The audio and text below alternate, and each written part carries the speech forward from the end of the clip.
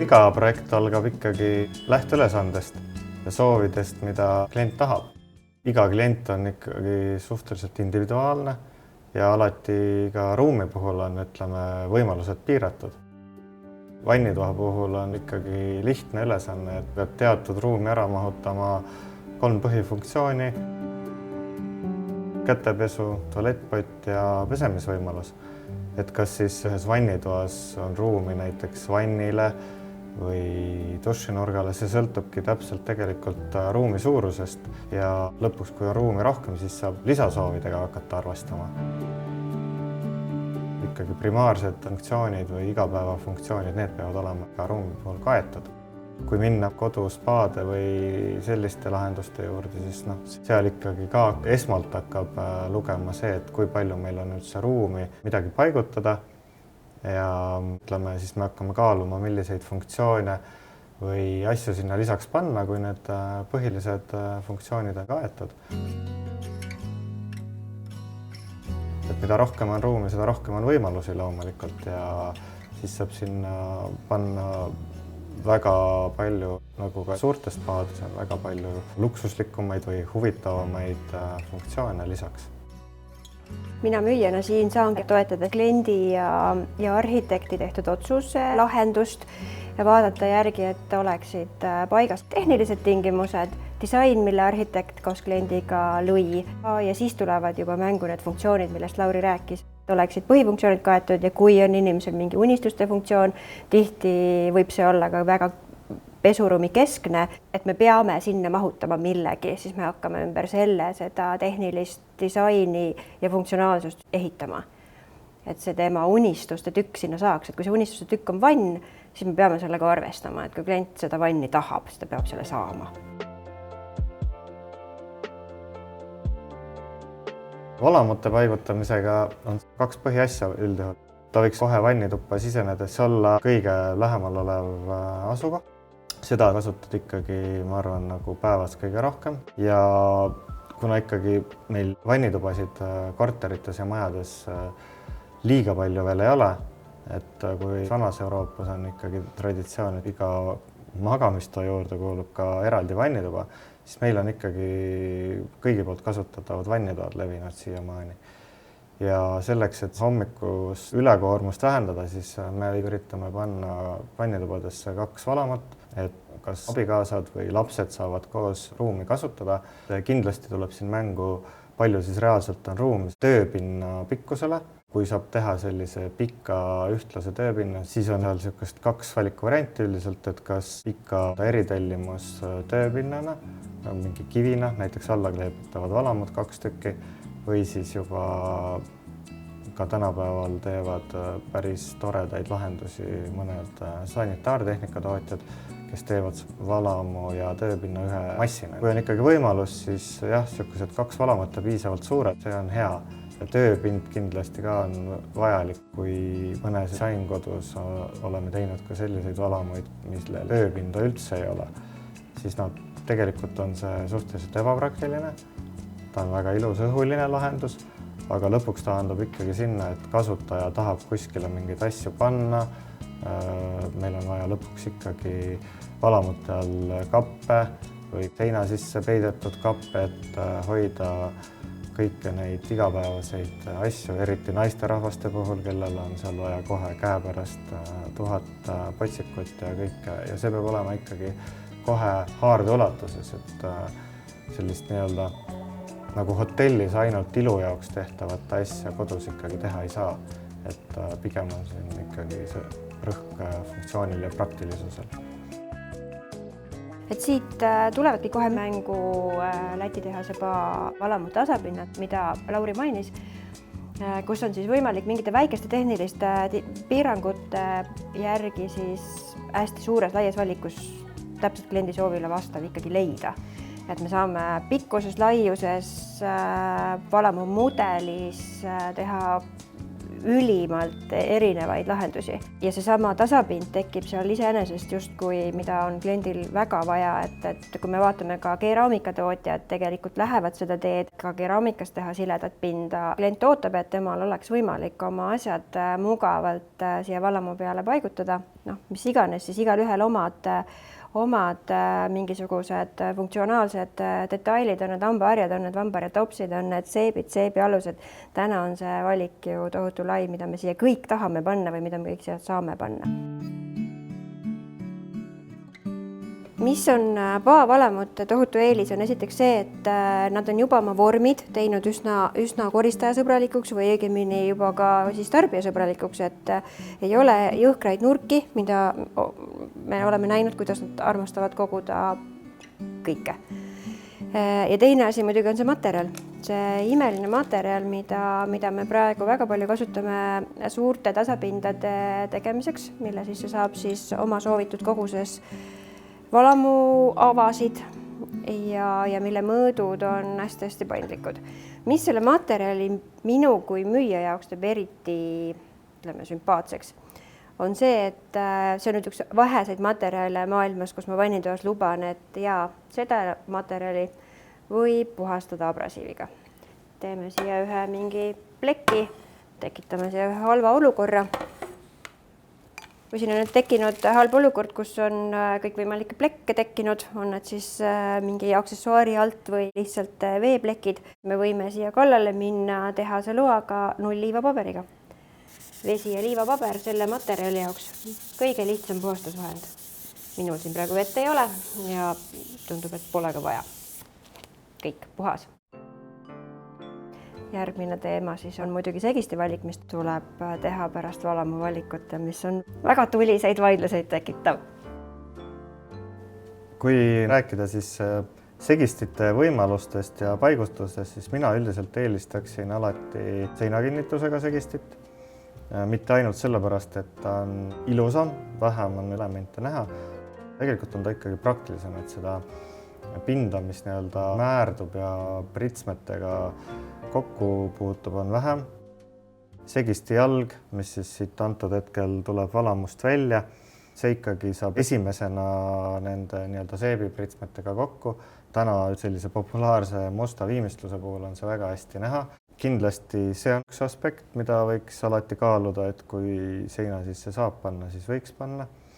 Nüüd väga oluline valiku koht on segisti äravoolutoru pikkus ja paigalduskõrgus valamu kas tööpinnast või ka põhjast võetuna. On sellised levinud standardid, aga lõpuks määrab ikkagi inimese kasutusharjumus ja kasutusvajadus tegelikult selle.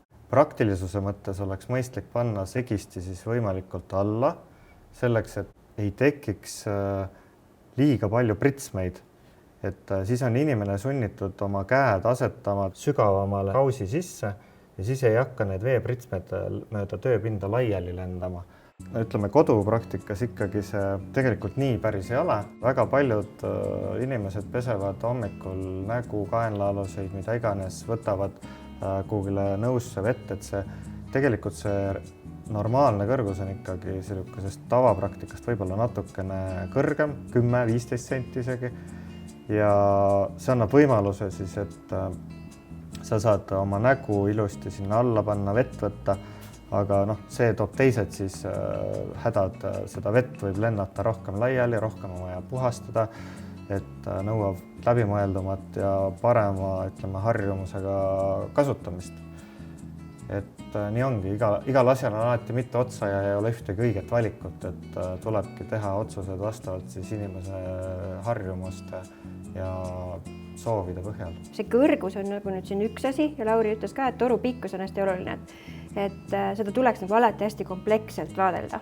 Et siis seesama olukord, kus toru on võib-olla allpool, ta ei peaks nii pikk olema, siin, kus ta tõuseb kõrgemale, võib-olla siin seda pikkusega proovida, katsutada, mängida. Alati tuleb arvestada võtta seda, et on torusid, mis on nurga all, on neid, mis on otse alla, vesi tuleb, nagu siin sellel segistil.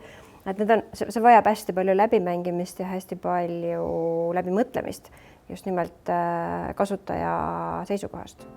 segisti valik ikkagi, see on üks asi, mis kindlasti peab joonistele jõudma, et me ikkagi alati üritame selle lõikes läbi joonistada reaalse valamu, reaalse segistiga, sest täpselt nagu Ingrid ütles, et see kaldenurk on nii oluline, et kui sul on segisti valik tehtud, sari valitud ja paned ta valele kõrgusele, siis on tagajärg halb, et ta võib-olla pritsib liiga ette või nagu see vesi lendab paiskub liiga ette valamale. Seetõttu nagu tuleb kindlasti kontrollida see reaalsete toodetega lõikejoonisel. Valamute juurde kuulub kindlasti ka alati peegel. Mina olen valgustuse puhul võtnud täna sellise seisukoha igas ruumis. Üleliigset valgust peaks vältima. Valamu peegli puhul, mis on väga oluline, on tegelikult see ikkagi kasutaja vajadus. Naisterahvad seal meigivad ennast ja see on, mis tegelikult need vajadused nii-öelda ette kirjutab, et valgus ei saa olla ainult tagasihoidlik ja nõrk, et valmispeegli puhul on ka 2 valguslahendust, saab panna ainult nii-öelda ambient ehk siis tagantservalt selle valguse ja lisavõimalusena siis pannakse ka sellist, mis tuleb otse läbi peegli mingi hajutatud pinna. Otsevalgusena, et need omavahel koos üldjuhul toimivad päris hästi. Eest otsa tulev valgus siis kompenseerib seda, et ikkagi näkku jõuab ka reaalselt piisav kogust valgust, et naisterahvas siis näeb seal teha enda protseduure, aga ikkagi tihti on see, et kas sellest valgusest võib väheks jääda, et see ikkagi LED-i võimsus seal on väga oluline ja valgusti suurus määrab selle mitu meetrit või sentimeetrit LED-riba sinna mahub. Kahjuks seda ei saa ka kompenseerida mingisuguse laevalgusega, sest see tekitab vale valgusskeemi, et tekivad varjud inimesele näkku. Nii-öelda laevalgust on vaja koristamiseks, aga ikkagi see peegli puhul on väga oluline see valgustugevus ja kindlasti ka nii-öelda valgusvärvus, mitu kelvinit see on. Et liiga kollase valgusega see ei ole ka hea, liiga külm valgus ka moonutab. Jällegi üks asi, mida tasub silmas pidada, et kogu korteri puhul valida kindlalt ühe valgustemperatuuri kõikidele valgustitele, kaasa arvatud siis peegel, riiulid, mida iganes.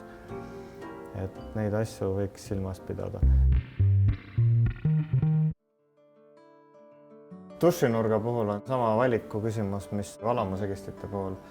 Et üldiselt valida, et kas siis seinasisene paigaldus või nagu siin antud juhul seinapealne paigaldus.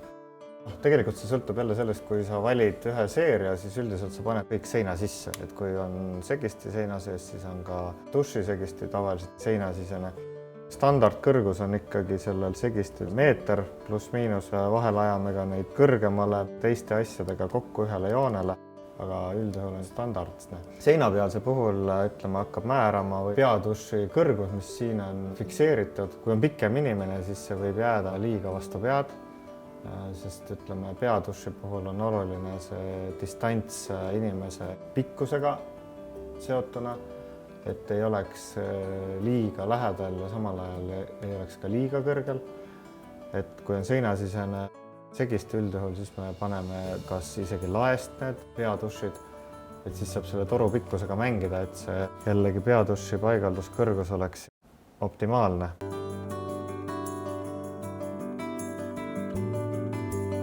Tehased ütlevad, et parim on perepikimast inimesest 20–25 sentimeetrit.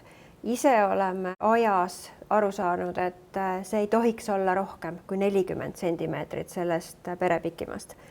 Et need on sellised kriteeriumid, et see 20–25 on ideaalne ja seda me saame siis sellega reguleerida, et kas me toome ta siis laest mingi toru pikkusega alla või siis, kui on väga kriitilised tingimused, et see lagi ongi ebareaalselt kõrge, siis me tavaliselt soovitame, et see toru toodaks seinast.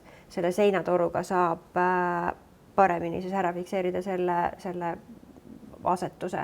Mis muidugi nüüd seinapealsetel uuem selline tulemine on, mida siin näha ei ole, aga tegelikult on nüüd ka seinapealsete torude osas tehased juba aru saanud, et see on kriitiline ja on tehtud teleskopeeritavad torud.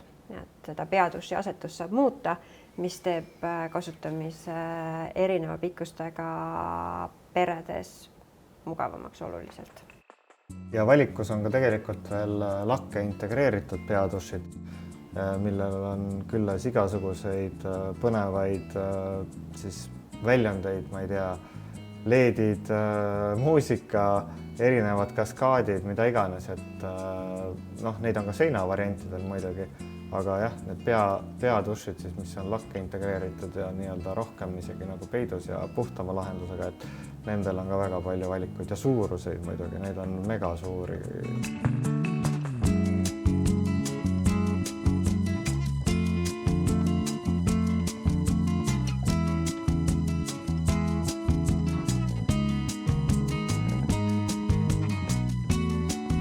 Kui rääkida dušinurga siis asjade ärapaneku võimalustest, siis üldiselt inimesed kodudes arvestavad sellega, et võiks olla sisse ehitatud nišš. Sinna on ikkagi oluliselt mugavam asju panna ja ka puhastamine on palju lihtsam. Aga tihti on ka see, et sul on kiviseinad, need on tihti ka mingid, ma ei tea, korterites naabripoolsed seinad või on üldse püstakuseinad, et siis ja ei ole ruumi, et lihtsalt selle niši pärast nii-öelda ruumi raisata, et teha mingi kipsist nii-öelda butafoorne seinamaht juurde, siis tulevad mängu tegelikult kõik need pinnapealsed ikkagi lahendused, mis täna on ka päris suure valikuga, erinevad materjalid, erinevad paigaldusvõimalused.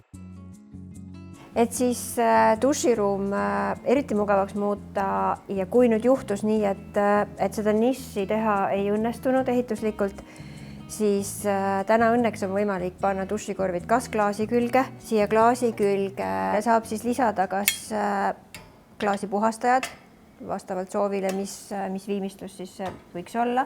Sedasama nagi saab siin kasutada ka dušinuustiku nagina.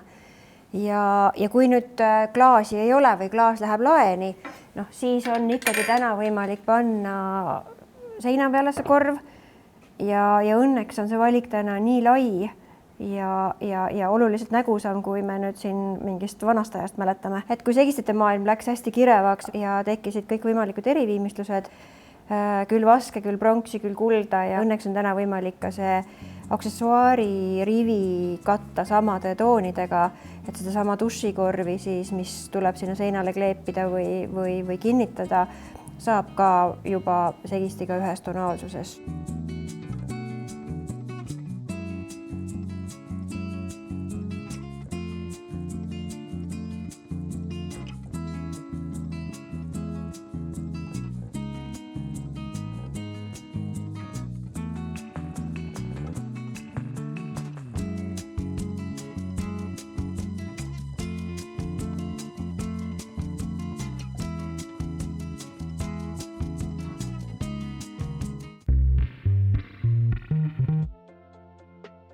Tänapäeval on kõige levinumaks juba saanud rentrapid. Pannakse pigem siis nii nagu siin on näha plaaditav rennikate. Neid on ka erinevaid, et on lausa selliseid, kus seda metallserva üldse näha ei jää ja kleebitakse niimoodi otse siis selle aluse peale, kus seda üles pööratud serva ei ole, et seda hästi napid ja minimalistlikud variandid. See annab selle eelise, et siis tegelikult me saame kasutada suureformaadilist plaati. Kalle on siis dušinurgas ühepoolne. Ei pea olema väike plaat, millega erinevates suunates kaldeid anda. Meie käest on küsitud rentrapi kohta, et ainult 2 prigu on näha, kust vesi ära läheb, kuidas teda puhastada saab. Ja tegelikult tuleb tootega kaasa töövahend, millega see õnnestub eraldada trapigaas. Ja siit vaatab vastu membraan, mis ühelt poolt on selleks siin sees, et kaitsta teid haisu eest.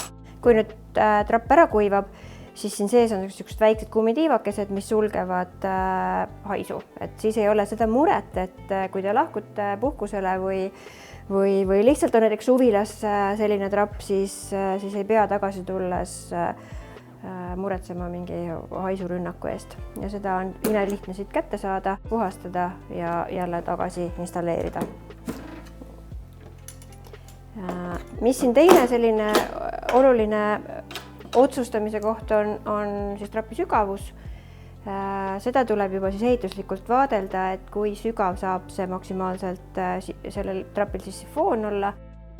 Siis on veel selline trapitüüp, mis on siis omamoodi disainiga jälle, et kui ütleme segistida on valitud huvitavama viimistlusega, nagu siin on näha, mingid harjatud erinevad pinnad või siis läikivad pinnad, et siis tegelikult saab sama viimistlusega ka huvitavama trapi valida.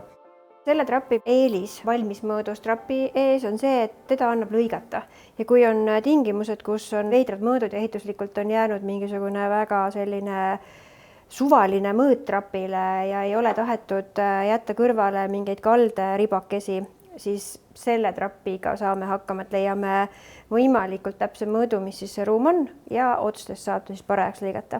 Ja tema puhul jälle puhastamise funktsioon hästi lihtne. Saab need kopsikud ära puhastada, juuksed, karvad välja siit tagasi. Ja elu läheb jälle edasi.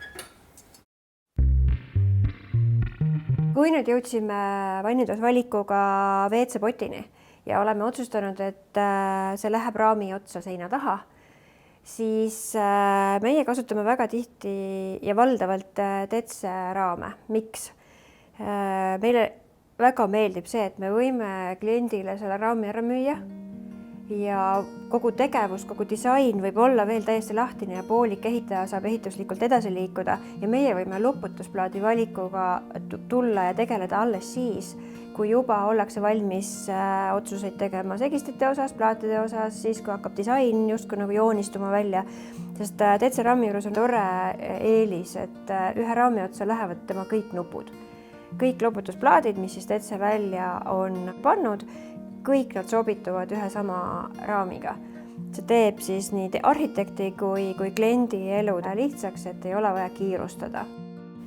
Täna ütleme, kus saab jällegi, üritan kasutada ise sellist kallimat lahendust, mis on siis selline uputatud loputusplaadi lahendus.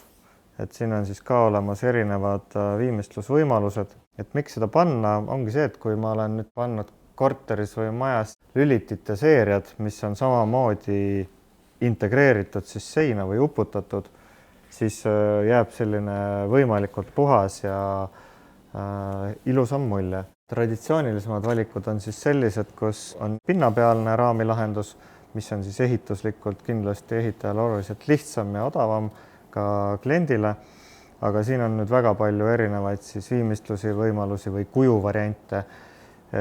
Näiteks on siin jällegi, kui me läheme tagasi nende disaintrappide juurde, siis me saame ka sama viimistlusega võtta täpselt üks ühele selle loputusplaadi viimistluse koos trapiga.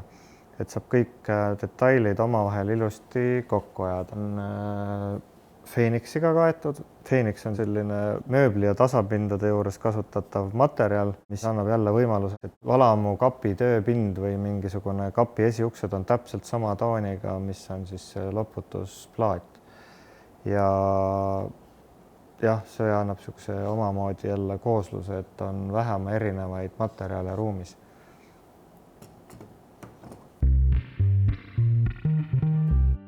Nüüd, kui me liigume poti juurde, siis täna on poti valik nii tohutu, et ma lausa mõtlen, kuidas kliendid üldse suudavad seda otsust teha iseseisvalt, ilma et nad midagi oleks kuulnud või näinud.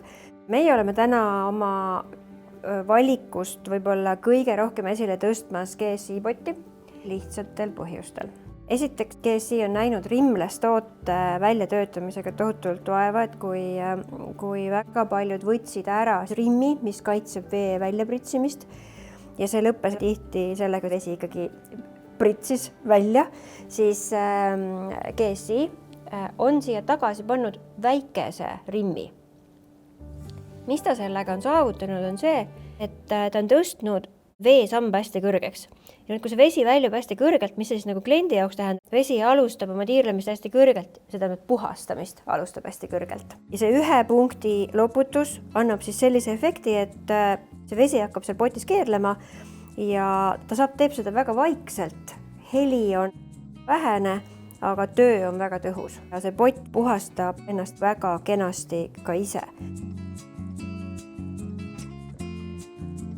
Teine asi siis, mis alati täna ikkagi poti valikul enam vist me keegi ei kasuta, tavaliselt langevad kaant, et nad kõik tulevad siis vaikselt.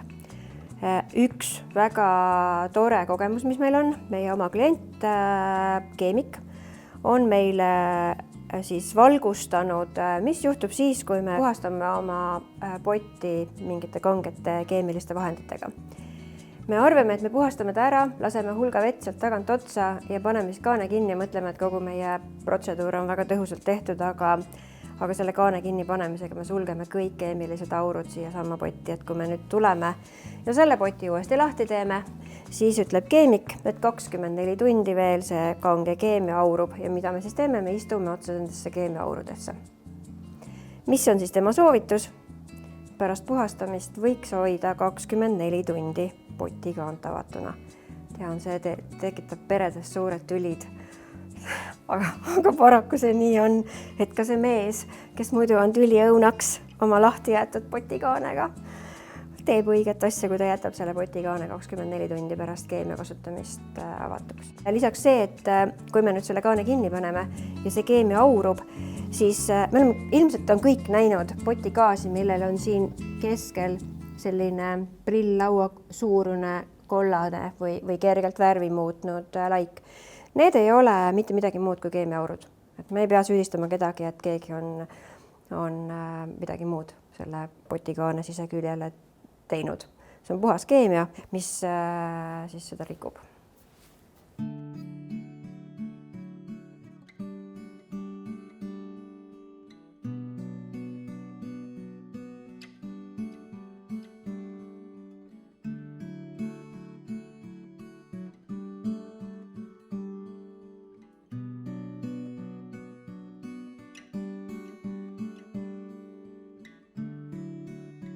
Täna enam keegi ei taha sellist olukorda, kus WC-poti läheduses ei ole valamut ja need ruumid tihti paraku kipuvad olema kangesti pisikesed. Õnneks on täna valikuid juba täiesti olemas, väikeste valamute valikuid, mis siis sinna mingilgi määral ära mahutada. Siin tuleb muidugi mängu üks nüanss, et alati peab tegelikult ruumi mõõtudest lähtuma, mitte võtma alati eesmärgiks, et see peab olema üks hästi-hästi väike valamu, vaid pigem vaatama, mis on see täpne mõõt, mis on siis mahuks, sellepärast, et midagi veidramat ei ole, kui ruumi nurka pandud imepisike valamu, kuigi seal ruumis oleks võinud olla isegi võib-olla 2 korda suurem. Et optimaalse mõõduga valamu siis ja sinna juurde kindlasti siis ka optimaalse mõõduga segisti. See nüüd on natukene maitse küsimus, kes millist torupikkust, kes millist kõrgust armastab. Neid valikuid saab siis koos kompleksselt valamuga juba ja koos kliendiga otsustada, kellele mida. Ja mis muutub ka külaliste tualetis kindlasti väga oluliseks on nüüd need funktsioonid, kuhu siis pärast kätepesu edasi liikuda, et kui meil on siin seebialus valamu kohale pandud, et ei tilguks see seep kuskile mujale kui ainult valamusse, siis nüüd edasi nende märgade kätega, kuhu liikuda. Et väga tore lahendus on valamu alla paigaldatud reeling. See teekond märgade kätega on ikkagi suhteliselt lühike, et see vist on eelistatum täna kui nüüd lihtne nagilahendus, kus siis võib-olla seda nagi ei ole ka võimalik väga mugavasse kaugusesse paigaldada. Et kui selline võimalus on, alati tasub kaaluda reelingu võimalust.